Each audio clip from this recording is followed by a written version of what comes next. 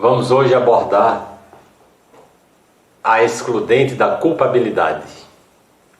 Dentro da matéria de direito penal, que sempre é prevista para os concursos de formação de soldados da Polícia Militar, vamos analisar detalhadamente hoje apenas excludente de culpabilidade. E eu gosto de começar explicando o termo, o vocábulo, para aqueles que não são muito afeitos ao direito, para que possam entender melhor quando formos explicar a questão que ora nos propomos explicar. Excludente. Vem um prefixo ex, que significa fora, retirar, sair, deixar de ser. Então, excludente é excluir. Excluir o quê? A culpabilidade. O que é a culpabilidade? Uma pequena distinção entre culpabilidade aqui, no sentido mais genérico, e a culpa como elemento do crime.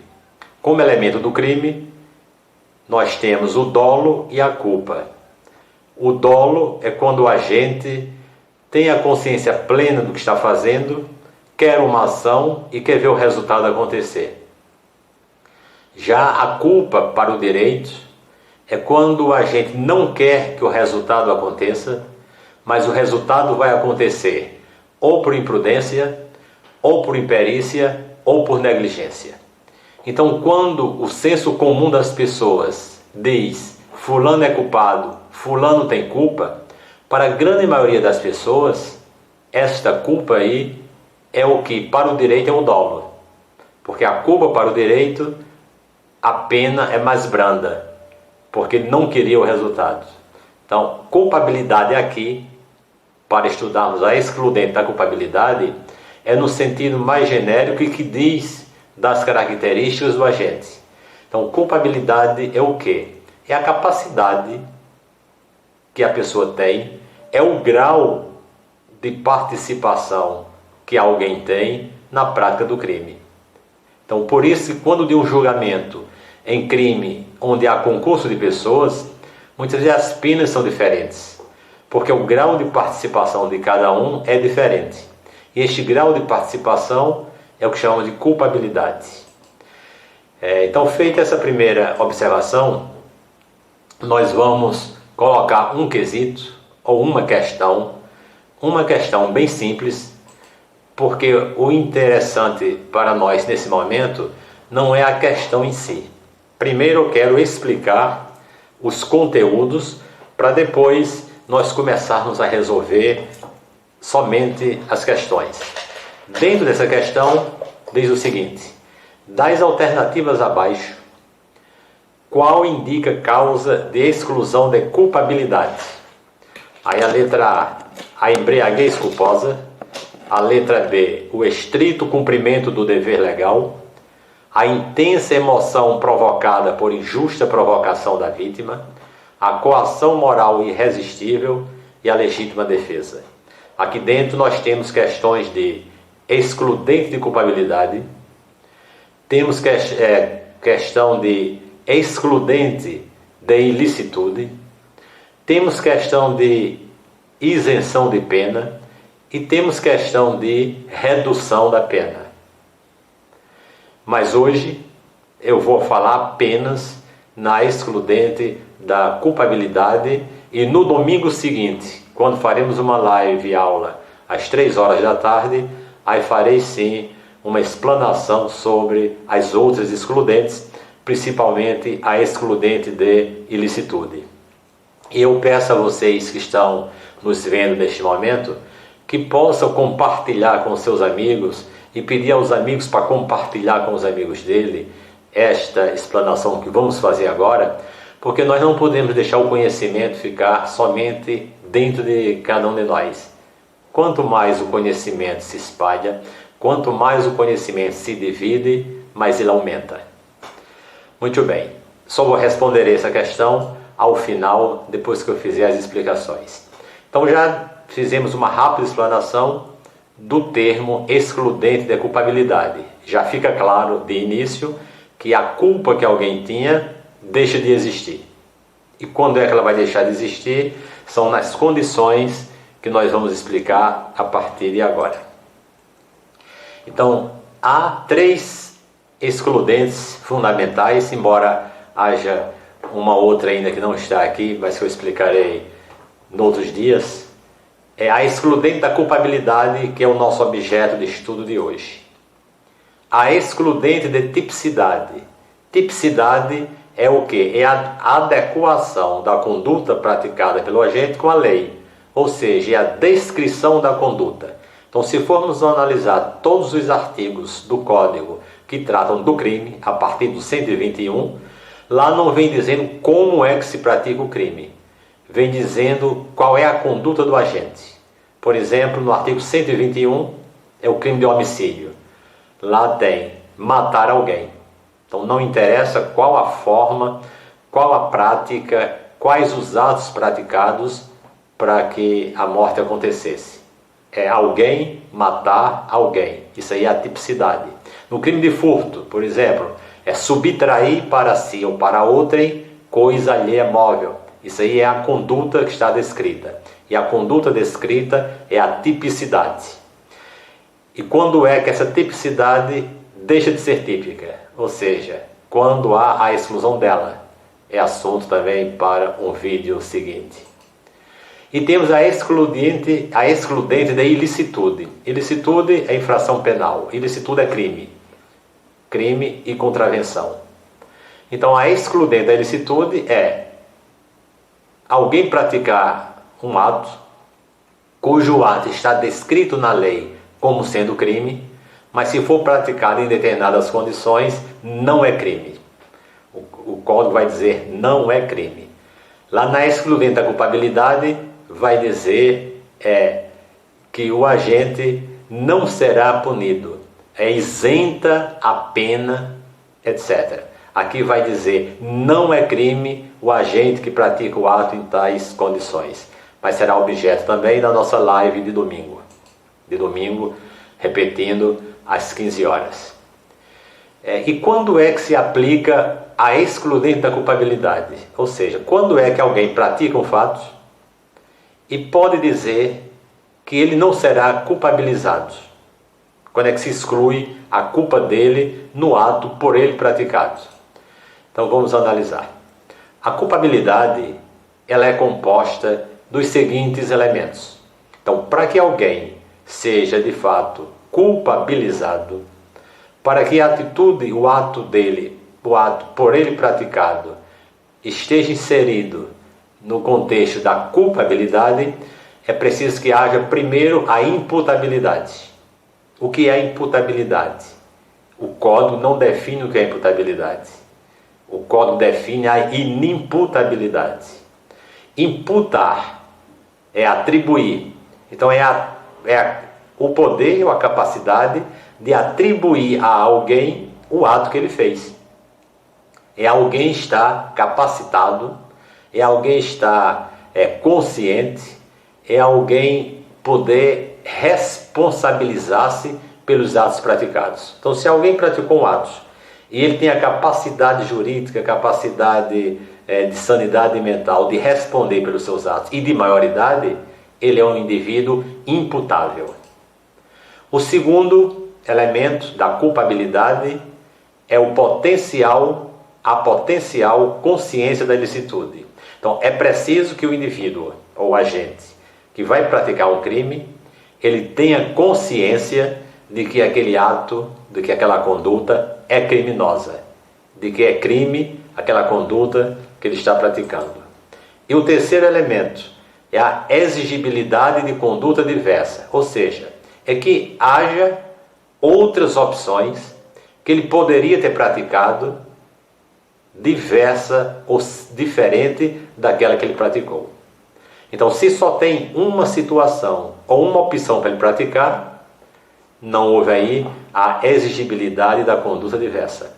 Então, para que haja a culpabilidade, deve estar presente a imputabilidade, que aí diz respeito ao próprio agente, a potencial consciência da licitude, é ter consciência do que está fazendo, e ele ter tido a oportunidade de ter agido de uma outra forma, mas preferiu agir desta forma criminosa. Então, se estão presentes esses elementos, diz que ele é culpado.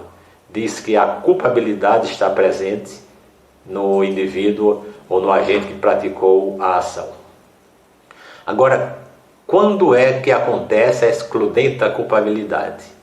Se nós vimos agora que para que exista culpabilidade precisam aqueles 3 elementos que acabamos de dizer e que vamos repetir agora, para que haja a exclusão da culpabilidade é preciso que esses elementos não estejam presentes. Quais eles? A imputabilidade, é a pessoa ser inimputável, é não ter conhecimento de suas atitudes e é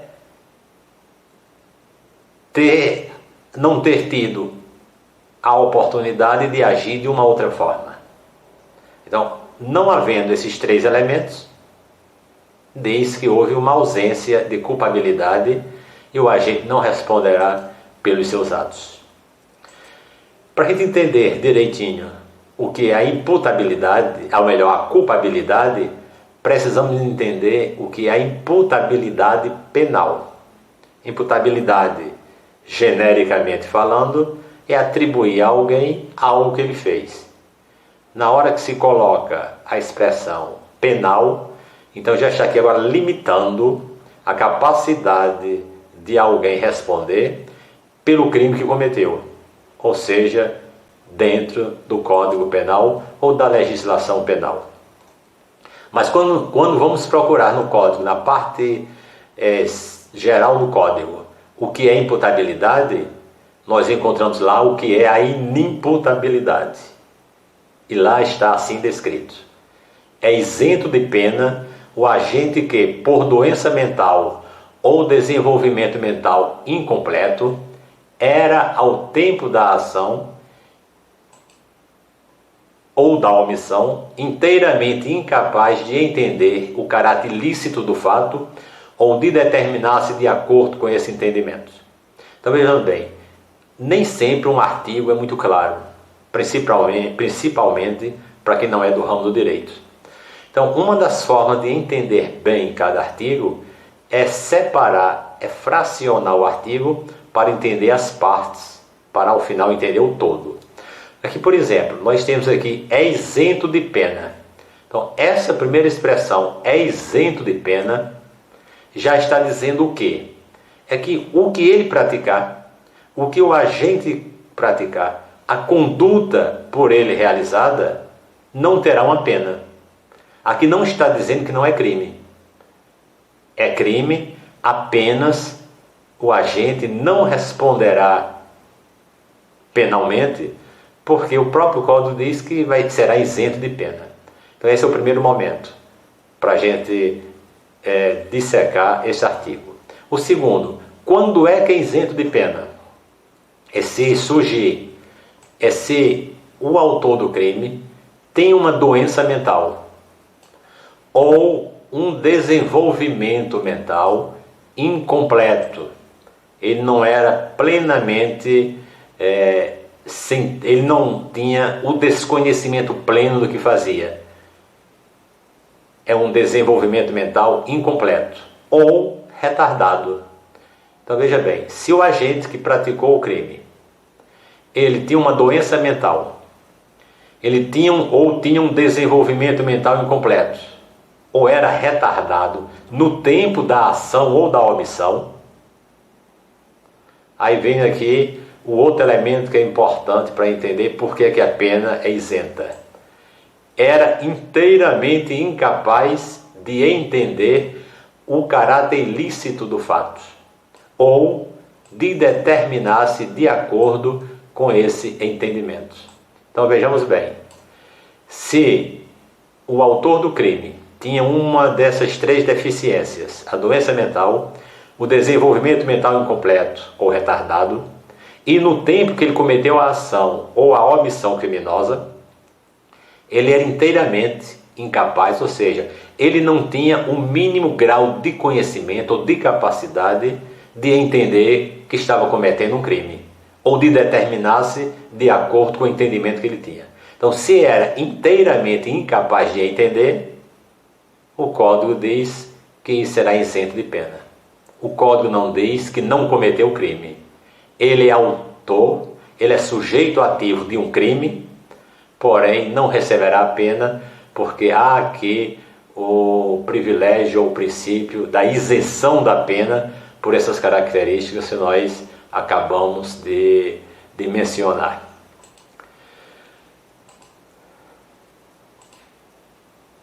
Muito bem, então, dando continuidade, nós veremos agora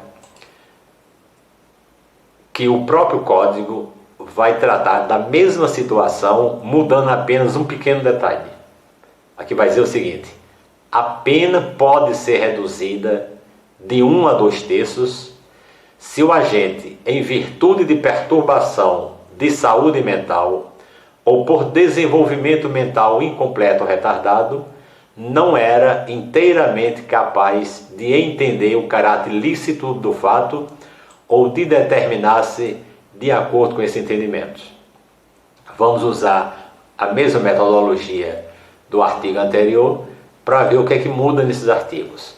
Aqui, lá no capítulo do artigo ou do artigo anterior, dizia o seguinte, quando falava da inimputabilidade: é isento de pena.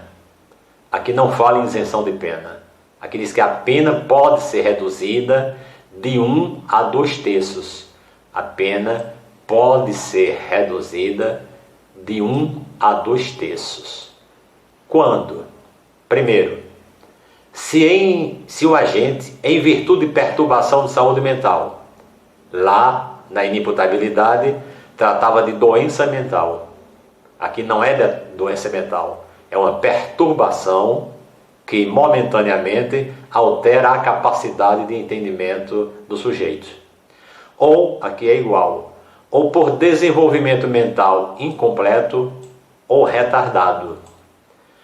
Lá dizia, era inteiramente incapaz de entender. Aqui diz, não era inteiramente capaz de entender. Talvez fosse mais fácil dizer assim, era parcialmente capaz de entender. Ou seja, ele não tinha o entendimento completo, mas também não deixava de ter parte do entendimento. Aí era como se fosse assim, a memória, como se ela apagasse no momento, como se ela falhasse, como se ficasse turva, como se entendesse as coisas por parte. Fica como a ideia ficando confusa. Então, se ele não tinha a plena capacidade de entender e também não tinha a capacidade plena de entender ou de não entender, ou seja, se a sua capacidade de entendimento era parcial, ele responde pelo crime praticado.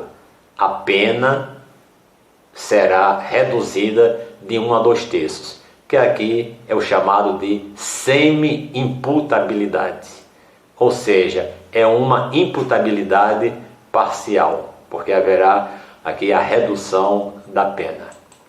Espero que esteja até aqui dando para compreender, para ficar mais fácil nós entendemos daqui para frente.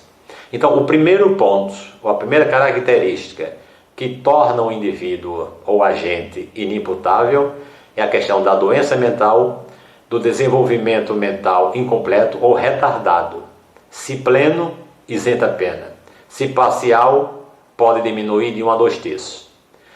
A segunda característica que torna o agente inimputável é a questão da maioridade, que no Código Penal, os menores de 18 anos são penalmente inimputáveis, ficando sujeitos às normas estabelecidas na legislação penal.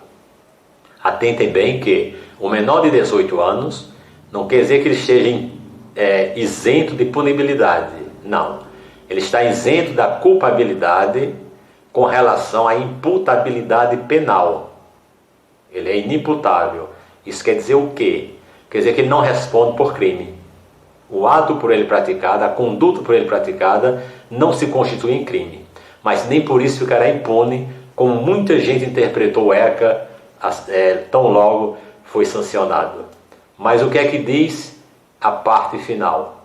Ficando eles sujeitos às normas estabelecidas na legislação penal, ou penal especial. Então você vai, qual é essa legislação especial? É o ECA, o Estatuto da Criança e do Adolescente. Então, se um menor de 18 anos praticar um homicídio, não se diz que ele praticou um crime de homicídio, porque ele é penalmente inimputável. Diz que ele praticou um ato infracional semelhante ao homicídio. Se ele praticar um furto, praticou um ato infracional semelhante ao furto. Se praticar um estupro, praticou um ato infracional semelhante ao estupro. E será conduzida a ação penal de acordo com o Estatuto da Criança e do Adolescente. Mas não ficará impune. Então, a inimputabilidade, ou seja, tirar o caráter de imputável do agente do crime, é ele se tornar uma pessoa incapaz de responder pelos seus atos, por não ter a consciência, a capacidade, o entendimento pleno para isso.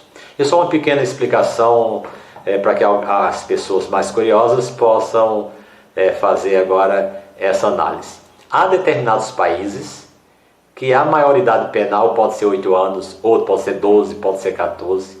Então você vê em determinados países uma criança com 8 anos sendo condenado a vários anos de reclusão. Um menor de 18 anos pegando uma prisão perpétua. E no Brasil não acontece. Por quê? Por que isso acontece? É porque nos países onde a maioridade penal é abaixo de 18 anos, eles levam em consideração o desenvolvimento mental, o desenvolvimento psicológico do agente. No Brasil se adota a ordem cronológica e não a psicológica. Então aqui generaliza e iguala. Todos que tiverem abaixo de 18 anos são inimputáveis. Nesses outros países onde há essa maioridade penal abaixo de 18, eles avaliam a capacidade mental do autor na hora do crime. Se ele tinha 8 anos, mas sua capacidade mental é de um adulto, ele responde como se adulto fosse. Por isso que há essa variação da maioridade penal e da imputabilidade em países diferentes. Muito bem, a inimputabilidade para existir, ou seja, deixar de ser imputável o autor do crime, é preciso primeiro a ausência de potencial consciência da ilicitude.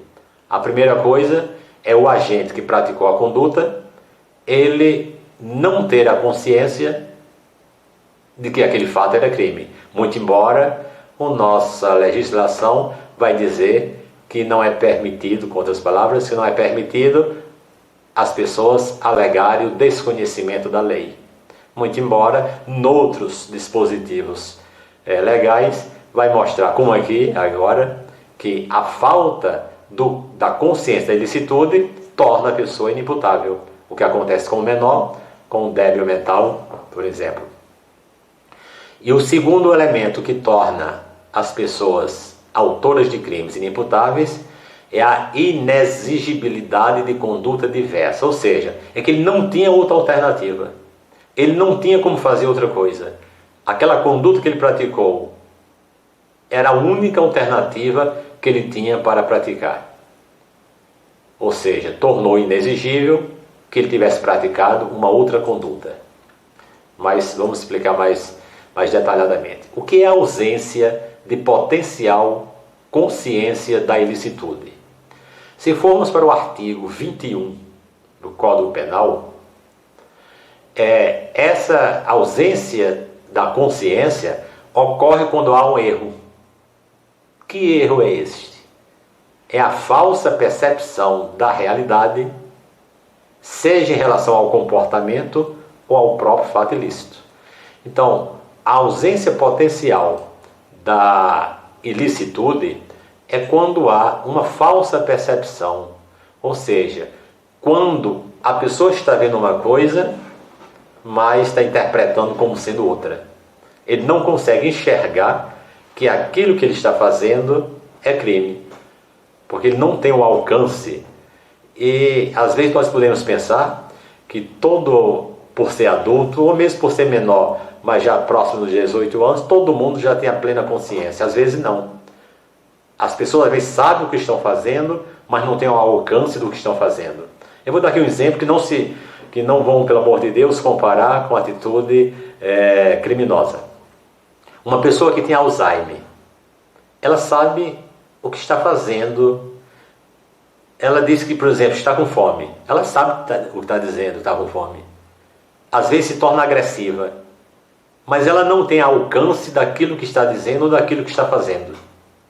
Eu me lembro de um fato. Eu sou diretor de uma escola, e um dia um adulto, um rapaz com 18 anos, foi fazer a sua matrícula na EJA, na Educação de Jovens e Adultos. Eu perguntei: qual a sua idade? 18 anos. Eu disse: qual é a data do seu nascimento para colocar na ficha? Ele disse: não sei. Você com 18 anos não sabe qual é a data do seu nascimento? Sei não. E você faz aniversário em que dia? Eu disse: não sei. Você nunca comemorou aniversário? Não. Quer dizer, vivia numa família, se é que tinha família, que nunca comemorou aniversário, nunca recebeu um parabéns, nunca viu um documento, nunca viu uma certidão de nascimento. Então, tão pouco se preocupou qual é a data de nascimento. E assim, são vários N casos que variam de pessoa para pessoa. Então, a ausência de potencial consciência de ilicitude é um erro, uma interpretação errônea da realidade. Seja com relação ao crime, ou seja com relação ao comportamento que ele está praticando.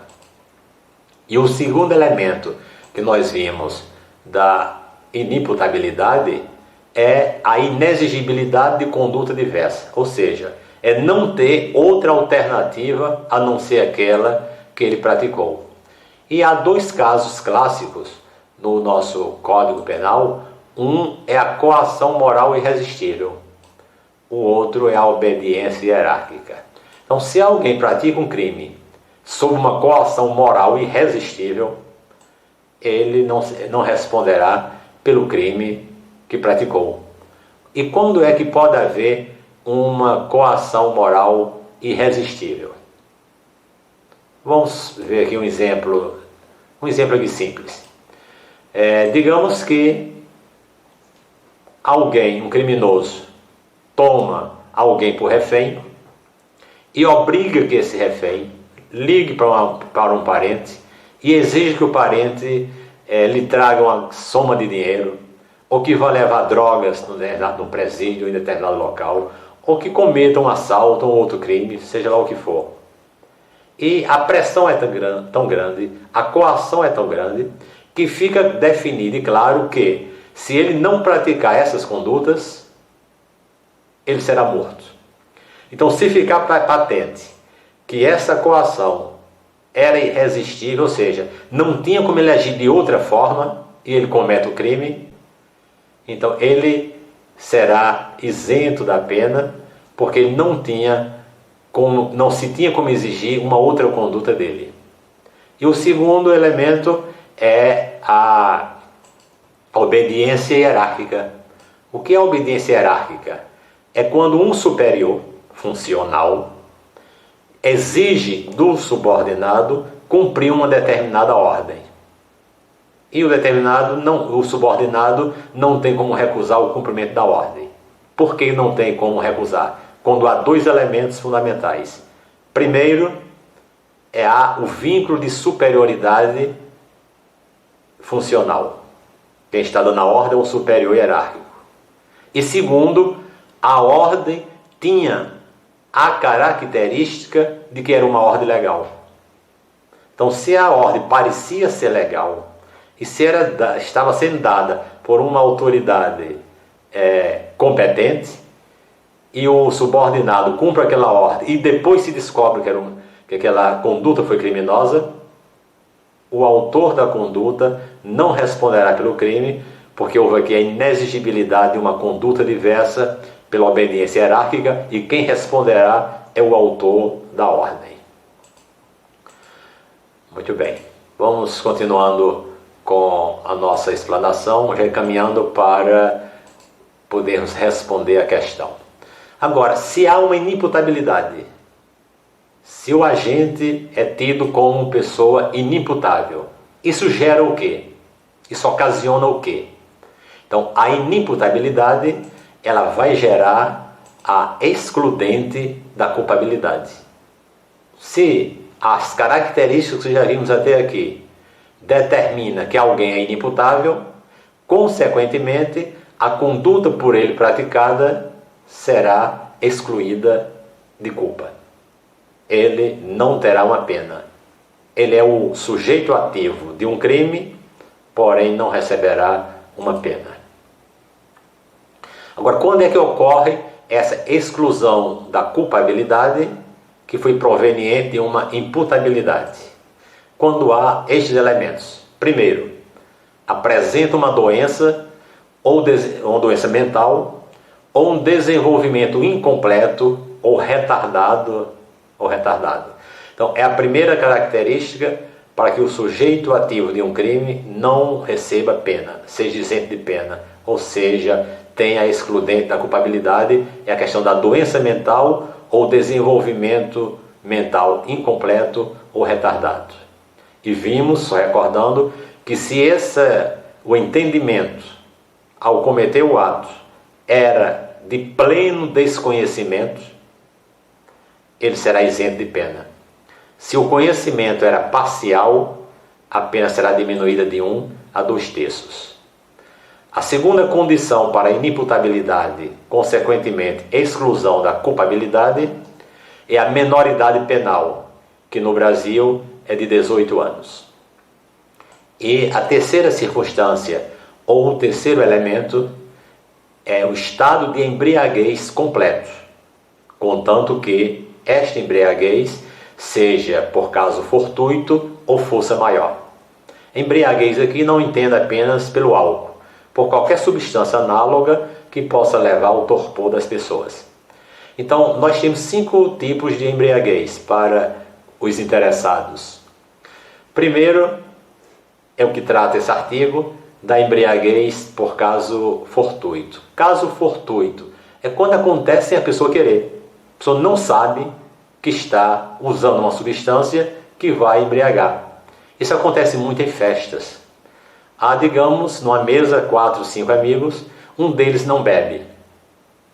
E geralmente os outros ficam forçando, incentivando que ele beba, e ele não quer beber de forma nenhuma. Nunca bebeu. E ele sai para ir no banheiro. Esse é um exemplo clássico. E na saída, ele estava tomando Coca-Cola ou Guaraná, qualquer outro refrigerante, e alguém coloca cachaça, coloca uísque, coloca Montila dentro do seu refrigerante. Ele volta, pega o seu copo pensando que é o refrigerante e toma 1, 2, 3 ou 4 goles, ou um grande gole. Como ele não é acostumado a beber, e pode ser que o organismo dele não seja resistente àquela quantidade, mesmo sendo mínima, do álcool, ele se embriagou. E em se embriagando, o efeito nele é de se tornar uma pessoa agressiva. E aí ele desacata alguém, briga com alguém, provoca uma lesão corporal.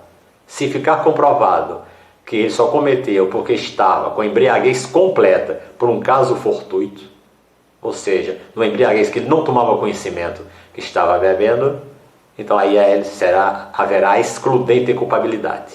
A embriaguez por força maior é quando alguém tem a alternativa única de usar uma determinada substância que ele não sabe que causa a embriaguez. Determinadas medicações. A força maior. Você veja, por exemplo, havia uma tradição muito grande na zona rural que quando alguém era picado por um inseto, por um maripondo, por uma cobra, e não tinha um posto médico perto, não tinha um transporte para levar para a cidade mais próxima, e às vezes tinha um costume de tomar um copo de cachaça ou a metade, ou seja, que quantidade for, porque ele achava que cortava o efeito do álcool e dava tempo de chegar no hospital sem ter um prejuízo maior. E digamos que alguém foi picado por um desses insetos e outra pessoa aconselha que tome um copo de cachaça até chegar um socorro. E ele toma, mas só que ele não era resistente ao álcool e se embriaga, e daquele que embriagado também fica violento ou perde a noção do tempo, inventa de dirigir e causa um acidente, sempre vai fora. Se for constatado que a embriaguez completa foi por uma dessas duas circunstâncias, caso fortuito ou força maior, haverá excludente da culpabilidade e ele se torna, aí, nesse caso, isento da pena. As outras três modalidades da embriaguez é a culposa, a pré-ordenada e a voluntária. A voluntária é aquela em que o sujeito bebe sem a intenção de querer se embriagar. Bebe apenas por estar numa festa, pela influência dos colegas, apenas para se divertir, só que se embriagou. E o efeito nela fez com que praticasse um determinado crime. Essa aqui não isenta de pena, mesmo que a embriaguez tenha sido completa. A voluntária é aquela que o indivíduo tem consciência de que bebendo vai se não vai se melhor. Ele pensa que não vai se embriagar. Não, refazendo o que eu disse. A voluntária é quando ele bebe conscientemente de que vai se embriagar. Vai beber para esquecer as mágoas, só que lembra muito mais. Então, se ele se embriagou voluntariamente e cometeu um crime, não é isento de pena.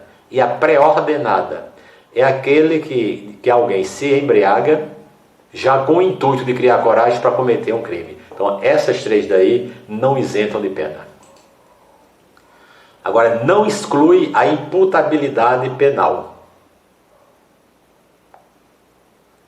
É exatamente a parte final que nós explicamos. A embriaguez voluntária e culposa, a embriaguez voluntária e a culposa, pelo álcool ou qualquer uma outra substância que cause efeitos de torpor, não exclui a imputabilidade, consequentemente não exclui a pena. A emoção ou a paixão, alguém cometeu um crime mediante uma violenta emoção ou paixão, seja por um valor relevante social ou moral, também não exclui a pena. A violenta emoção ou a paixão provocada por uma grande causa social ou moral pode até diminuir a pena, mas excluir a pena não, em momento nenhum. Então, da embriaguez, recordando, apenas a que isenta de pena é provocada por caso fortuito ou força maior quando a embriaguez for completa, ou seja, quando tirar dele toda a capacidade, a plena capacidade de entendimento dos seus atos. Agora, o próprio Código vai dizer também,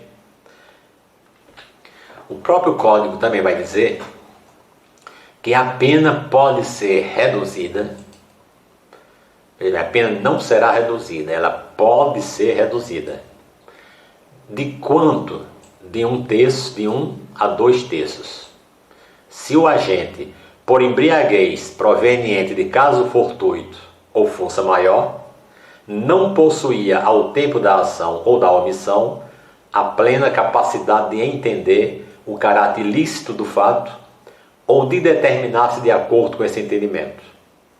Aqui é muito parecido com a questão lá de trás do desenvolvimento mental incompleto ou da doença mental, da perturbação mental. Se essa embriaguez, por caso fortuito ou força maior, não tirou dele a plena capacidade de entender os fatos, ou seja, se deixou ele com vago entendimento do fato, não será isento de pena. A pena poderá, de outra sorte, ser reduzida de 1 a 2/3.